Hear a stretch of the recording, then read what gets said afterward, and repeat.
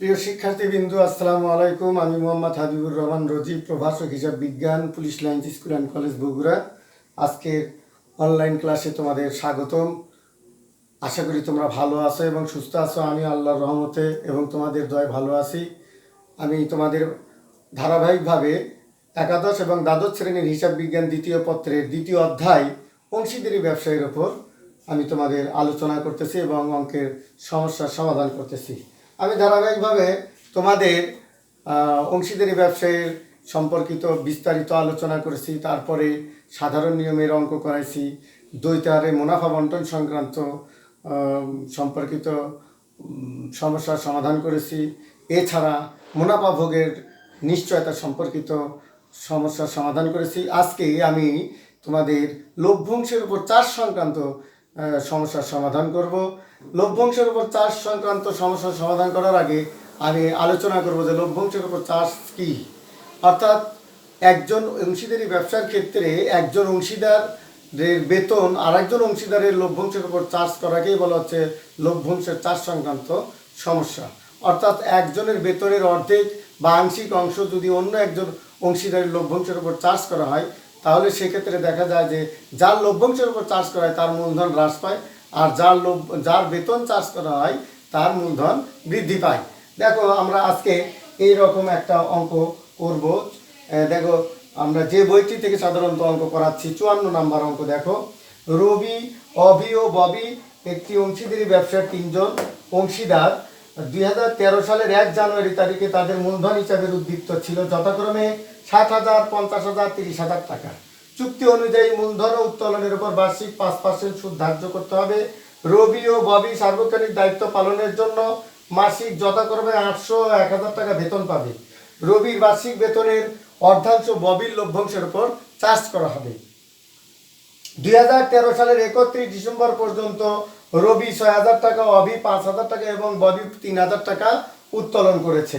এছাড়াও অভি 3,000 টাকা মূল্যের পণ্য উত্তোলন করে। 1 মাস রবি 12,000 টাকা ও 1 অক্টোবর তারিখে অভি 8,000 টাকা অতিরিক্ত মূলধন ব্যবসায় বিনিয়োগ করে। এখন দেখো, বছরের শেষে বকেয়া খরচাবলীর পরিমাণ ছিল 1,500 টাকা।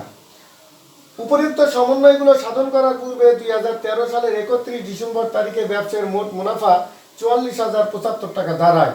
এখানে খেয়াল করো, 1 মার্চ তারিখে রবি 12,000 টাকা অতিরিক্ত মূলধন নিয়ে এসেছে। তাহলে এক্ষেত্রে আমাদের অতিরিক্ত প্রারম্ভিক মূলধন ছাড়াও অতিরিক্ত মূলধনের উপরেও সুদ গণনা করতে হবে এবং অবির অতিরিক্ত মূলধনের উপরেও সুদ গণনা করতে হবে। এছাড়া বকেয়া খরচাবলীটা আমরা লাভ ক্ষতি আবন্টন হিসাবে দেখাবো। আর পণ্য উত্তোলনের উপর আমরা কোনো সুদ ধার্য করব না। যেহেতু উত্তোলনের তারিখ উল্লেখ নাই, এই জন্য আমরা উত্তোলনের উপর 6 মাসের সুদ ধরব। আর রবির করণীয় বলতেছে রবির বেতন কিভাবে হিসাবভুক্ত করা হবে। রবির বেতন আমরা হিসাবভুক্ত করার আগে আমরা খ নাম্বারটা একটু করে নিই। যেহেতু ক নাম্বারটা একটু মানে অল্প সময় লাগবে এবং ছোট, আর খ নাম্বারটা আমরা করব লাভ ক্ষতি আবন্টন হিসাব। দেখো যে লাভ ক্ষতি আবন্টন হিসাবে প্রথমে আমরা শিরোনাম দিছি। রবি অংশীদারদের নাম দেওয়া হয়েছে রবি, অভি ও ববি। লাভ ক্ষতি আবন্টন হিসাব 2013 সালের 31 ডিসেম্বর সমাপ্ত বছরের।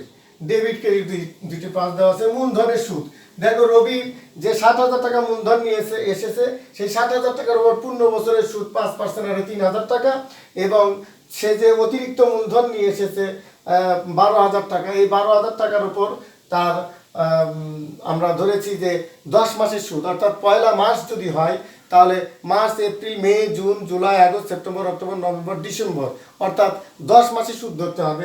10 মাসের সুদ আছে 500 টাকা, তাহলে 3,000 আর 500, রবির মোট মূলধনের সুদ হচ্ছে তোমার 3,500 টাকা। অভি নিয়ে এসেছে, অভির প্রারম্ভিক মূলধন ছিল 50,000 টাকা। 50,000 টাকার উপর 5% যদি সুদ কাটা হয় বার্ষিক, তাহলে 2,500 টাকা। আর অতিরিক্ত যে মূলধন নিয়ে এসেছে অভি 1 অক্টোবর তারিখে 8,000 টাকা, এটার উপর আমরা 3 মাসের সুদ ধরবো। তাহলে 3 মাসের সুদ যদি ধরি তাহলে 100 টাকা হয়, তাহলে 2,500 আর 100 কত হচ্ছে 2,600 টাকা। আর ববি কোনো অতিরিক্ত মূলধন নিয়ে আসেনি, এই জন্য ববি যে 30,000 টাকা মূলধন ববির যে ছিল, সেই 30,000 টাকার উপর যদি আমরা 5% সুদ কাটি, তাহলে সুদ নির্ণয় করি, তাহলে 1,500 টাকা হয়। তাহলে অংশীদারদের মোট মূলধনের সুদ হচ্ছে 7,600 টাকা। এছাড়া বেতন সংক্রান্ত যেটা বিষয় দেখো, রবি 1,000 টাকা করে, রবির বেতনের অর্ধেক যেহেতু তোমার ববির লভ্যাংশের উপর চার্জ করা হয়েছে, এই জন্য রবির বেতনের অর্ধেক যেহেতু ববির লভ্যাংশের উপর চার্জ করা হয়েছে, তাহলে অর্ধেক বেতন স্বাভাবিকভাবেই ব্যবসায় বহন করবে, কারবার বহন করবে। কারবার যেটা বহন করবে, আমি পূর্বে যেটা বলেছি, সেটা তোমার লাভ ক্ষতি আবন্টন হিসাবে ডেবিট পাশে আসবে। কারবার কতটুকু বহন করতেছে? 800 টাকার অর্ধেক 400 টাকা। আর এই 400 টাকা প্রতি মাসে হলে 12 মাসে কত হচ্ছে? 4,800 টাকা। আর ববি 1,000 টাকা করে প্রতি মাসে হচ্ছে 12,000 টাকা। তাহলে তাদের বেতন, টোটাল বেতন 16,800 টাকা। এবার বকেয়া খরচা বলি 1,500 টাকা। এবার দেখো লাভ ক্ষতি আবন্টন হিসাবে এখানে অঙ্কের যে নিট লাভ দেওয়া আছে, সেই নিট লাভটা সাধারণত লাভ ক্ষতি আবন্টন হিসাবে ক্রেডিট পাশে বসছে 44,075 টাকা। আর উত্তোলনের সুদ, যেহেতু উত্তোলনের তারিখ উল্লেখ নাই, এই জন্য উত্তোলনের উপর 6 মাসের সুদ ধরতে হবে। তাহলে রবির দেখো 6,000 টাকা 5% হারে 6 মাসের 150 টাকা, অবির 5,000 টাকা 5% হারে 6 মাসের 125 টাকা, আর ববির 3,000 টাকা উত্তোলন 5% হারে সুদ হবে 6 মাসের 75 টাকা। তাহলে মোট উত্তোলনের সুদ হবে 375 টাকা। আর অবির পণ্য উত্তোলন হবে 3,000 টাকা। এটা আমাদের ক্রেডিট পাশে লিপিবদ্ধ হবে। এখন দেখো যে আমরা কোন পাশে বেশি হচ্ছে? ক্রেডিট পাশে বেশি হচ্ছে। ক্রেডিট পাশে যোগফল হচ্ছে 47,425 টাকা, আর ডেবিট পাশে আমাদের যোগফল কম হচ্ছে। তাহলে ডেবিট পাশে আমাদের হচ্ছে মূলধনের সুদ, বেতন এবং বকেয়া খরচা বলি। এইটা বাদ দিয়ে আমাদের বন্টনযোগ্য লাভ হচ্ছে তোমাদের কত? 2,125 টাকা। বন্টনযোগ্য লাভ হচ্ছে 2,125 টাকা। এখন এই বন্টনযোগ্য লাভটা আমরা কিভাবে ভাগ করব, সেটা একটা তোমাদের জানার বিষয়। বন্টনযোগ্য লাভ ভাগ করার একটা নির্দিষ্ট লাভ ক্ষতি অনুপাত থাকে। যদি না থাকে তাহলে মূলধন অনুপাত থাকে। মূলধন অনুপাত যদি না থাকে, অঙ্কের মধ্যে বা সমস্যার মধ্যে যদি লাভ ক্ষতি আবন্টন অনুপাত না দেওয়া থাকে, বা তোমার ধরো যে মূলধন অনুপাত যদি না দেওয়া থাকে, তাহলে তোমাকে স্বাভাবিকভাবেই তোমরা এটা কি করবা? সমানভাবে ভাগ করে দিবে অংশীদারদের মধ্যে। তাহলে বন্টনযোগ্য লাভ যদি 21,500 টাকা যদি আমরা সমানভাবে ভাগ করে দিই, তাহলে দেখো ববির হচ্ছে 21,525 টাকা, 3 ভাগে ভাগ করলে 7,175, অবির 7,175, ববির 7,175। তাহলে আমরা এইভাবে বন্টনযোগ্য লাভটা আমরা ভাগ করে দিলাম। এটা গেল আমাদের লাভ ক্ষতি আবন্টন হিসাব। এটা আমাদের কি গেল? লাভ ক্ষতি আবন্টন হিসাব। এবার আমরা ছোট করে আমরা ক নাম্বার করব। ঠিক আছে, দেখো আমরা ক নাম্বার করতেছি।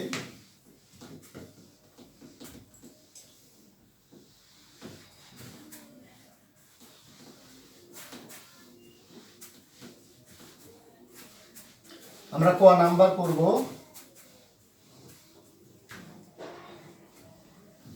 ক নাম্বারে কি বলছে? বেতন কিভাবে হিসাবভুক্ত হবে। অর্থাৎ বলতেছে যে তোমার এখানে বলতেছে বেতন, রবির বেতন কিভাবে হিসাবভুক্ত করা হবে, সেটা আমরা এখন দেখাবো যে কিভাবে হিসাবভুক্ত, মানে জাবেদা তৈরি করতে হবে, জাবেদা দেখাতে হবে আমাদের। তাহলে খেয়াল করো যে তোমার যে বেতন সংক্রান্ত হিসাব কিভাবে, এখানে রবির বেতন কিভাবে হিসাবভুক্ত করা হবে। দেখো এটা হচ্ছে ক নাম্বার। রবির বেতনের অর্ধাংশ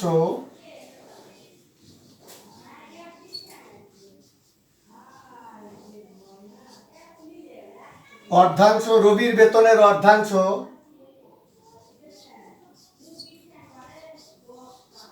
ববির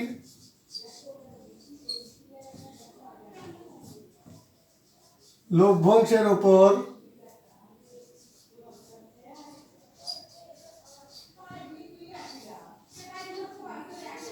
চার্জ করার কারণে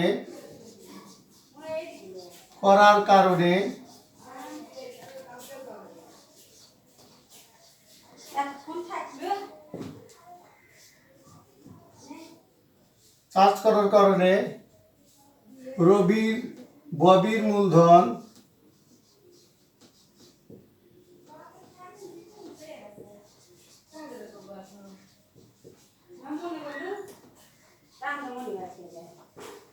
হ্রাস পাবে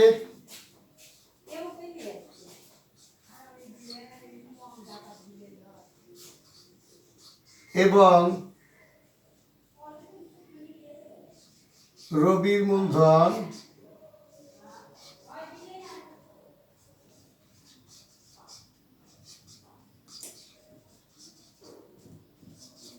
বৃদ্ধি পাবে।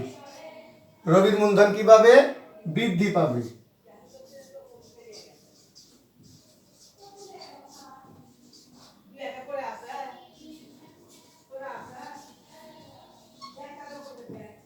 সুতরাং জাবেদা দাখিলা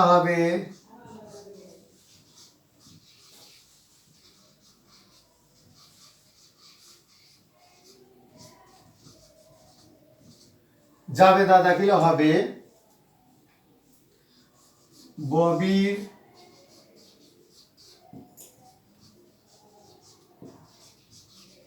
মূলধন হিসাব ডেবিট, রবির মূলধন হিসাব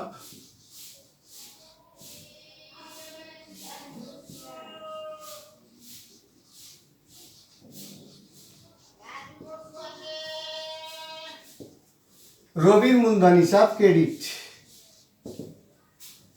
800 টাকার 400 টাকা কে বহন করতেছে? 800 টাকা মানে বেতন পাচ্ছে প্রতি মাসে রবি। সে 800 টাকার 400 টাকা বহন করবে রবি। তাহলে তোমার ববি পূরণ করবে। তাহলে রবির 800 টাকার বেতনের 400 টাকা প্রতি মাসে কে পূরণ করবে বা বহন করবে? ববির লভ্যাংশের উপর চার্জ হবে।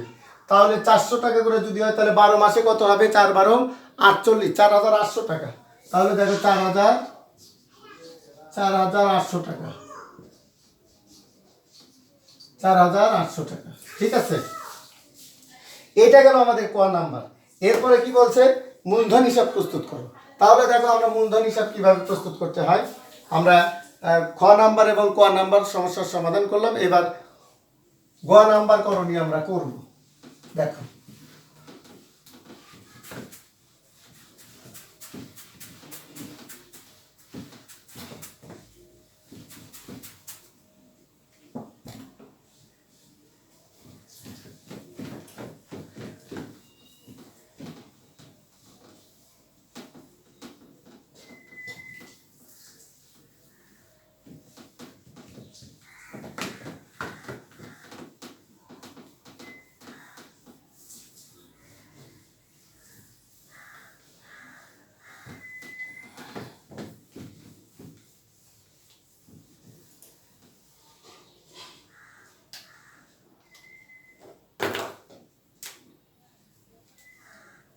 প্রথমে আমরা লিখব অংশীদারদের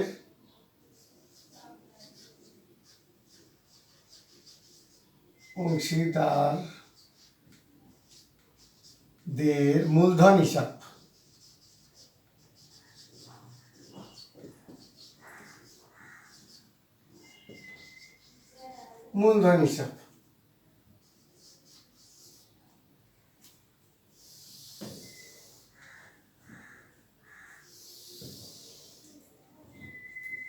ঠিক আছে, প্রথমে আমরা তারিখ,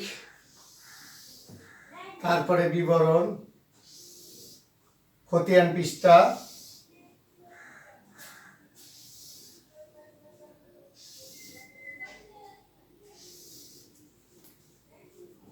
তারিখ, বিবরণ, খতিয়ান পৃষ্ঠা,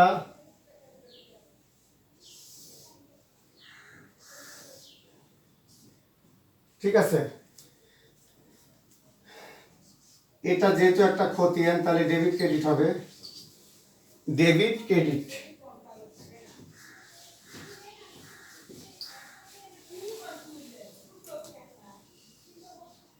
তারিখ, বিবরণ,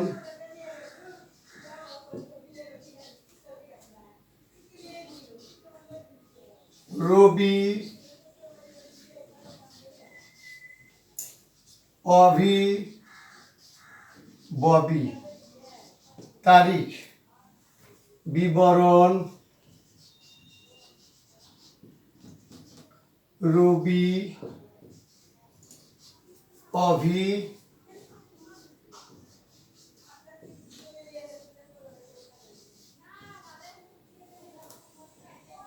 এইবার দেখো, যেহেতু আমরা আগে ক্রেডিট পাশে বসাই, কি বলো, ক্রেডিট পাশে কি অর্থাৎ লাভ ক্ষতি আবরণ হিসাবে ডেবিট পাশে, ডেবিট পাশে যেগুলো বসে সেগুলো মূলধন হিসাবে ক্রেডিট পাশে বসবে। তাহলে প্রথমে আমরা আগে মূলধন বসাই। মূলধন যে 2013 জানুয়ারি 1 তারিখে নিয়ে আসছে, জানুয়ারি 1 তারিখ মূলধন ছিল কত উল্লেখ থাকলে আমরা লিখি কি ব্যালেন্স বিডি।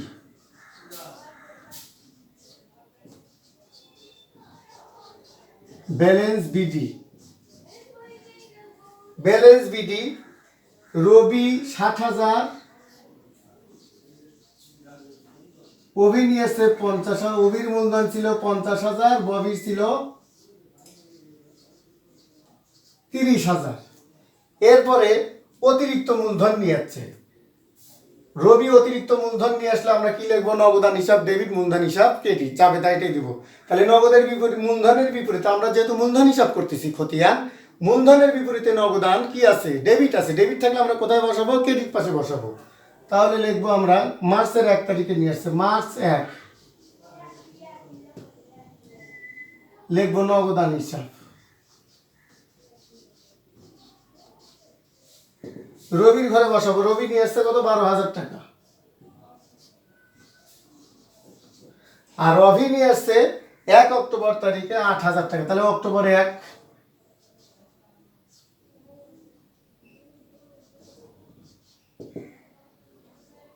নগদান হিসাব।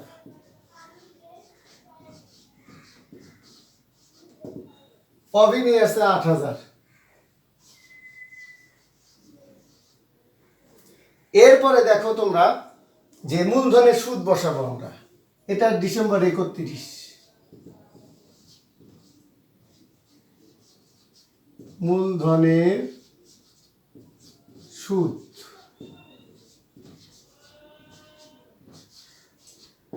দেখো রবির মূলধনের সুদ ছিল 3,500,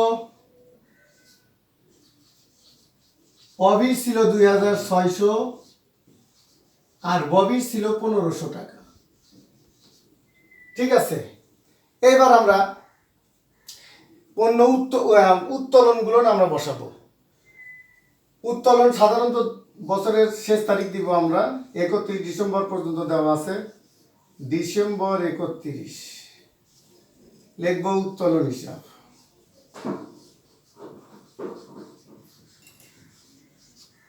উত্তোলন হিসাব রবি উত্তোলন করেছে কত, 6,000, ববি করছে 5,000, অভি করছে 5,000, ববি উত্তোলন করেছে 3,000। এরপরে দেখো উত্তোলনের সুদ।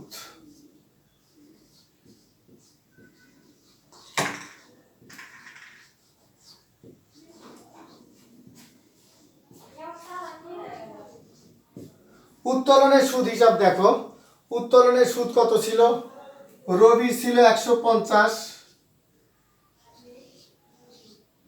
অবি ছিল 125, আর ববির ছিল তোমার 75। ববি ছিল কত, 75। অর্থাৎ 6,000 টাকার উপর যদি 5% সুদ কাটে, 6 মাসে সুদ হবে কত, 150।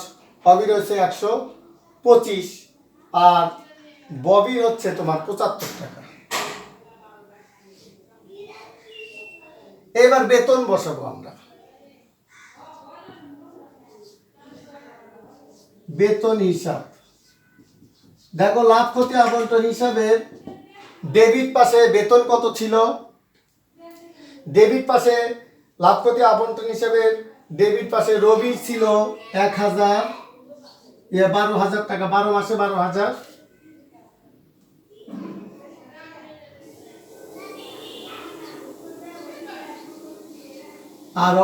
আর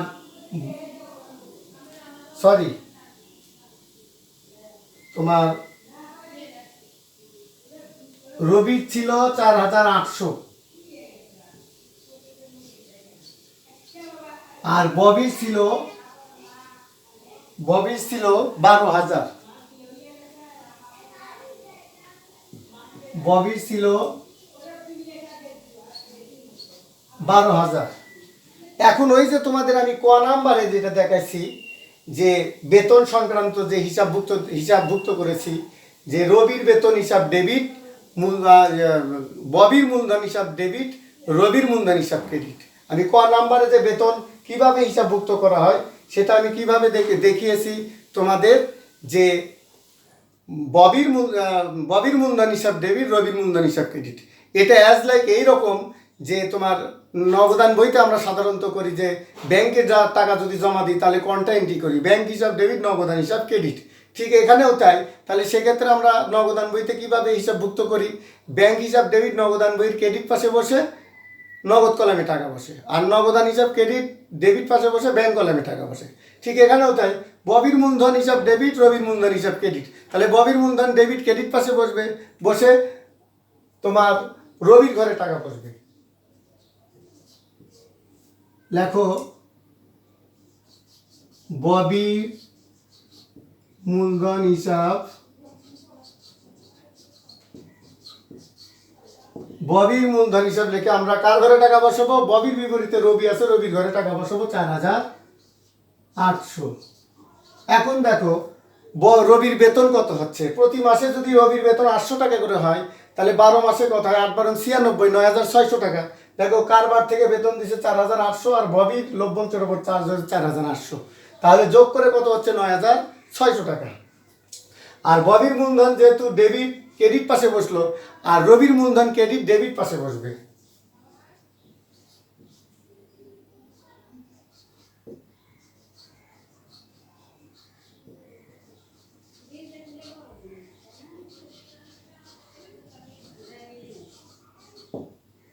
রবির মূলধন লিখে আমরা কোথায় লিখবো, ববির ঘরে টাকা বসাবো 4,800 টাকা। যেহেতু ববির লভ্যাংশের উপর চার্জ হচ্ছে, এইবার আমরা লিখব বন্টনযোগ্য মুনাফা,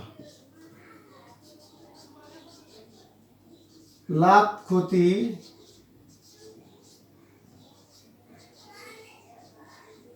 আবন্টন হিসাব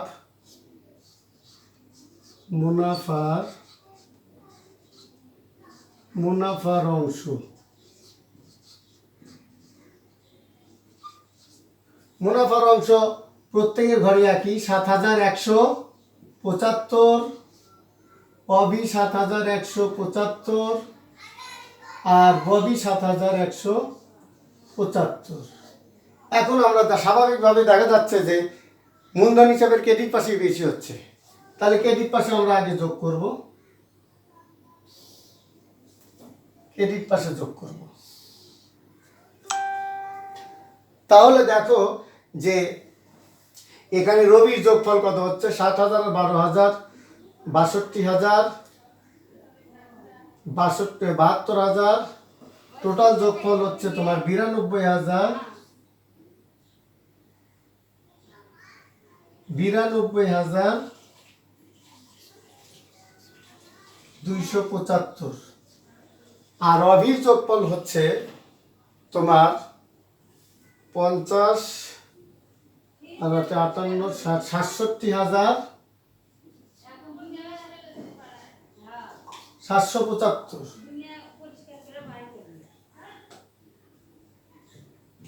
67,775। আর ববির যোগফল হচ্ছে 50,600।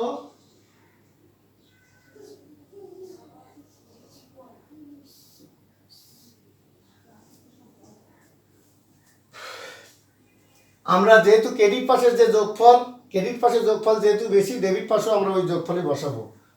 92,275, 67,775, 50,650,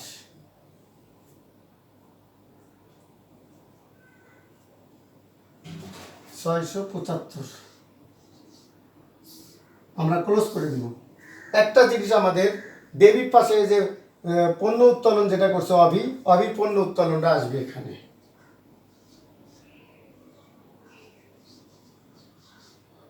পণ্য উত্তোলন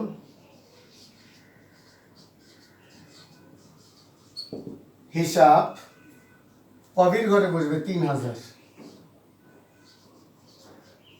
ঠিক আছে, এখন ডেবিট পাশে রবির 92,275 থেকে আমরা উত্তোলন এবং উত্তোলনের সুদ বাদ দিব। উত্তোলন এবং উত্তোলনের সুদ কি করব?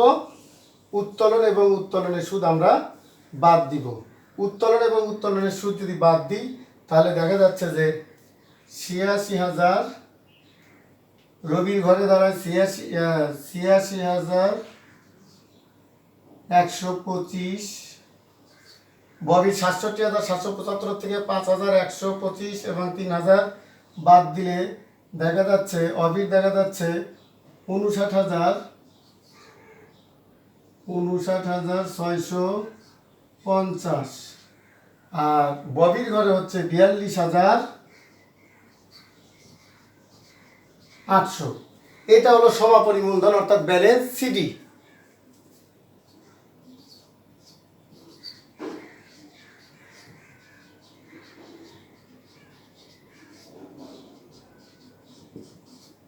ব্যালেন্স সিডি, এই ব্যালেন্স সিডি আবার আমাদের যেহেতু এটা ক্রেডিট ব্যালেন্স, ক্রেডিট পাশে বসবে। আমরা লিখব 2014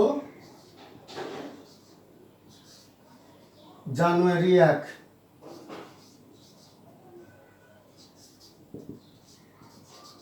ব্যালেন্স বিডি,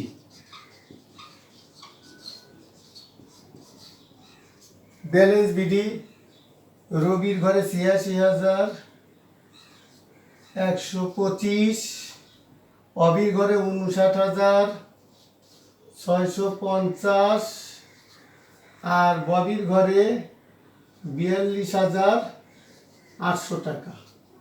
এই হলো আমাদের লভ্যাংশ চার্জ সম্পর্কিত তোমাদের আমি লাভ ক্ষতি আবন্টন হিসাব, অংশীদারদের মূলধন হিসাব এবং ক নাম্বার রবির বেতন কীভাবে হিসাবভুক্ত করে আমি দেখালাম। প্রিয় শিক্ষার্থী, আশা করি তোমরা এতক্ষণ আমার সঙ্গেই ছিলে, মনোযোগ সহকারে ক্লাসটি ফলো করেছো। এর জন্য তোমাদেরকে আমি ধন্যবাদ জানাই। আজকে আমার ক্লাস এখানেই শেষ। সবাইকে ধন্যবাদ।